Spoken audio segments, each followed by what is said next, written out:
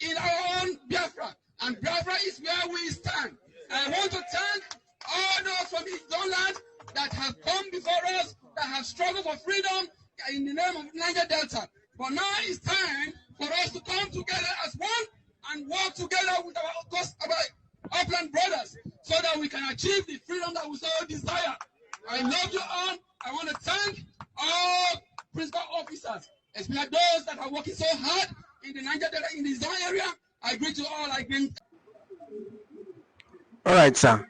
It is being reported that Donald Duke leads delegates from the Niger Delta region to US, to talk about a referendum about Biafra. And we also hear that top officials of Biafras and other nations of the world will be present in US to talk about a referendum. I mean, in terms of separation and a nation called Biafra. Is this true? And what do you think of this move? Well, I can put it very clearly to you there that there's an ongoing unification because that we are what it was called before. Yes, before it was called Old Eastern Region, comprises of some parts of Kogi and some parts of Benue. Those ones are not excluded in the structure of the map of Biafra has been presented to the U.S. Congress many months ago. That was also reported. But what surprises many is this recent development that a former governor from the Niger Delta region and other Niger Delta leaders are going to engage a powerful U.S. delegate in San Antonio, United States of America, where there are issues bordering on referendum, recognition, and the Biafra movement will be discussed. I don't know how Asarido Kubo and the rest of them will be reacting to that, seeing a very powerful figure, leading Niger Delta leaders to Washington, to United States of America, to discuss the issue of Biafra movement, the Biafra struggle, with the aim of securing an international nod to the Biafran quest. Well, all those names, has been kept a secret for reasons best known to them. But we are hearing that. We are hearing. The brain behind it is a former governor of Cross River State, Donald Duke. People are wondering what actually happened, how Donald Duke come into this struggle at the moment. Has he been nursing such ambition in the past, or was it as a result of the clarity on ground that Biafra has become a global and is gaining momentum all over the world currently now? It's not about United States of America, it's not about Israel, it's not about Canada, it's not about Italy, Rome, it's not about Germany, it's not about France. It's about the IPOB movement and the Biafran government in exile, and that is what it is. Today, people are doubting, can Southsouth and Southeast form a block movement for the Biafran struggle? It is gradually becoming a reality as the Igbo unification agenda is spreading on the ground, making sure that they do no longer politically or otherwise, divide the entire Old Eastern region known as Biafra that have existed even before Nigeria was born. Nigerians are asking, the unification of Biafra. Are you aware that some people are saying some states might not be comfortable with Biafra? Talk about some states in the Eastern region. Some states in the Delta region that a lot of people are saying they may not join. Which of these states comprises of Biafra? Let me tell you, before the creation of Midwest, before the creation of Eastern Nigeria or Eastern region, the presence of the Portuguese as at that time created what they called, Old Eastern province, Old Eastern region. It was created by the Portuguese, and that comprises almost the entire Middle Belt, where the Igbos are indigenous, and some part of Niger State, this present Niger State, was also, included in what the Portuguese that time was talking about, as in what was supposed to be the old Eastern Province, as it was being called as at that time. Subsequently, when the British government come, we begin to experience segments, partitions, separations, because they needed an indirect way of trying to get to the Igbo people, and it took them 35 years and a declared war on the eastern region, mostly Igbo people, and that was when we talk about the Ekumeku War that took. That is the longest war in Africa. That was the longest war ever the British government has ever fought in the history of their colonial quest or agenda or voyage, as the case must be, trying to force themselves, to the people of the Igbo region. They tried so many times they couldn't succeed, and that was how the most popular war in Africa at that time, called the Ekumeku War, that took 35 years before the British government were able to penetrate Igbo land. So as at that time, what was it called? Even the Benin is part of Biafra. As at that time, Ile-Ife is part of Biafra. Go and ask, the Oni of Ife, even though they are saying that it is no go area. But, that is what it means. That we are, Igbos are ancient people, and they happen to be the oldest tribe that have ever settled in Africa. So you can imagine, after over 20 billion years, the Igbo is still in existence. So you can imagine what it means. So anybody that is telling you that is not actually, telling you the truth. But you can see that is why the British structure anywhere in Africa is shaking now. British structure anywhere in Europe is shaking now. You can see what happened when King Charles paid Donald Trump visit to America. He said anything America says or does at this point in time carries what? Weight. Because they learn on time to distance themselves from whatever the structure that is tied to Britain. China today was also under a British colonial rule. But look at China. Because of what British did to them, they decided that can never eat with spoon. You don't know why China is using stick to eat. It is protest. But in Nigeria, just because of crude oil, we have lost our identity. We have lost who we are. That's why they said, go back to your root. Do you know what Fela Anikulapo talked about Nigeria? Do you know what Fela Anikulapo talked about, the British government? Do you know what Fela said about the reality on ground? Today, Fela declared a republic in Nigeria. Fela separated himself from this entity called Nigeria. Fela declared a Calcutta Republic. Calcutta is a former capital in India. He said, no, I cannot be part of this. It happened in our very eyes. All right, so what would you say are the main reasons why, for instance, now Nnamdi Kanu is in prison? And what would you say is the main reason why the Nigerian state does not want Biafra? Crude oil, 1. Exploitation, 2. Slavery, 3. Manipulation, 4. Conspiracy, 5. Indirect rule, believed to have been the concept of the Fulani, that the British government actually copied.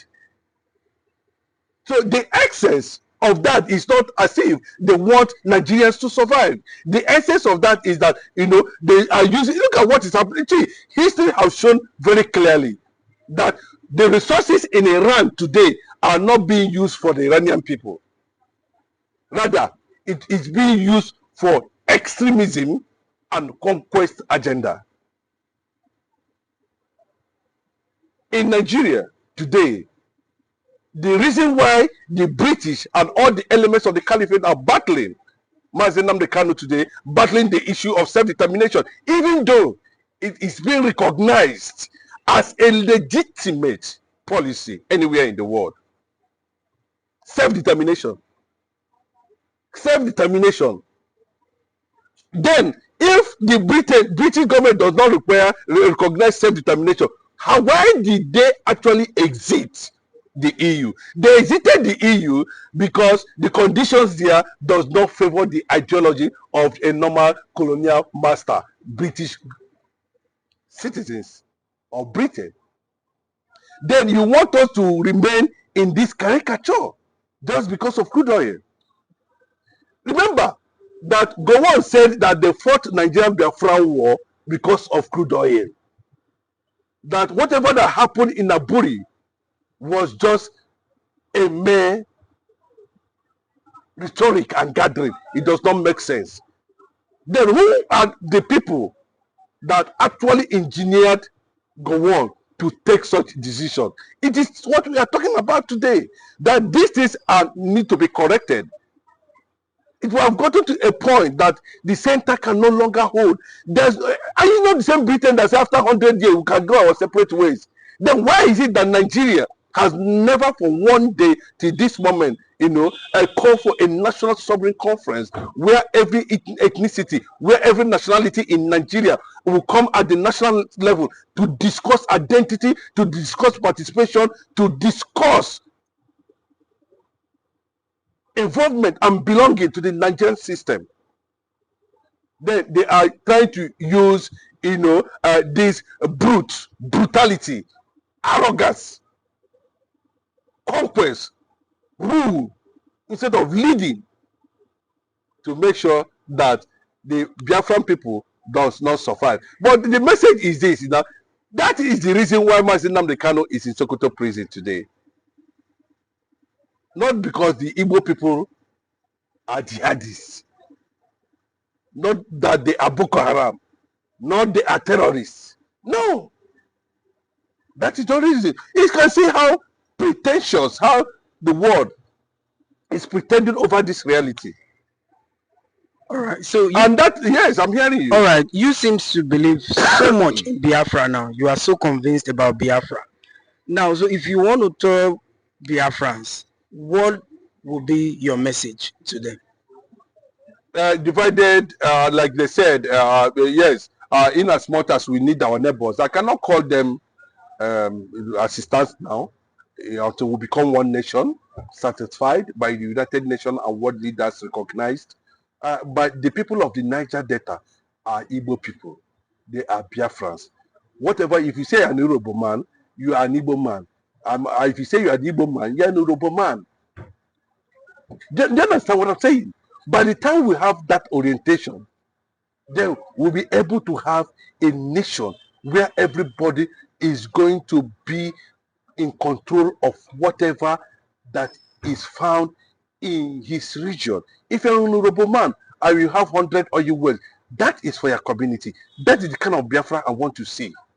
I want to see in a situation where, we are not battling whether to go to the moon or go to the sky or not. No, we want a situation where people of Black Africa called Biafras can be a reference point in Africa. He said, go to Biafra and see what the government of Biafra are doing to citizens. Just like the way we are saying in UK and in America. Go and look at their citizens, where institutions are functioning. Every tribe and every race, every ethnic nationality in Biafra will be independent based on it. That's why we have already presented the constitution to the United Nations. It is a secular nation. But because with Christian values, because you cannot say because it's a secular nation, then you bring jihad. No, we'll destroy it the way he's destroying Hamas. But be assured that every fundamental thing that makes a nation and the right of every citizen in Biafra land will be accorded to him 100%. Let me give you an instance. In Africa today, there's no country in Africa that you can be proud of as a black man. And that's why they said in Biafra, Africa died. And in Biafra, Africa will rise. When you see this thing playing out, what happened to Jonathan taught the people of Niger Delta a lot of lesson. The Igbos defended Jonathan. It was the late Dora Ayala Akin that challenged the caliphate before Jonathan became president. Because we believe in justice. We believe in justice. If the British government can say we can go our separate ways after 100 years, then what do you think is happening? There's a gang-up plan to keep on oppressing Africans. And Biafra has broken that jinx in all ramifications. Anywhere you see them, go and check record. Go check them anywhere, any part of the world you see Biafrans, the Igbo people. See, in every hamlet there's a prince. That does not mean that other brothers and sisters are not important. They are as important as anything. So let nobody see Biafra as an Igbo thing. It's not an Igbo thing. It's a nation that will be built based on black man and African values that will compete with the most powerful nations around the world. If Washington did not fight for America, imagine what America would have become today. If King Charles, King James, all those ancient fathers of the British government did not fight for Britain, imagine what Britain would have been today. Look at all the black African countries in Africa. None of them that you can be proud of. I want to say that the Niger Delta leaders should wake up. It's not about Sorowiwa. It's not about the past. It's about the present. We are one in values, and we are one in culture and tradition. And go and look at nations that have one language. They prepare, then they work and do better more than nations without one language. And what is the language? The language is Igbo. 75% of the people in Southsouth, according to federal government, are Igbo people. They are indigenous, down to Benue, down to some parts of the Middle Belt. And what we are saying that, I think the exception of this conquest agenda, it has become clear. Look at Bayelsa. They invaded Bayelsa. The Fulani invaded Bayelsa too. A few days ago. They attacked. They started crying. It's not that the Igbos are not radicalized. The Igbos know who they are. And they all carry the weight of the black Jews in Africa. Thank you.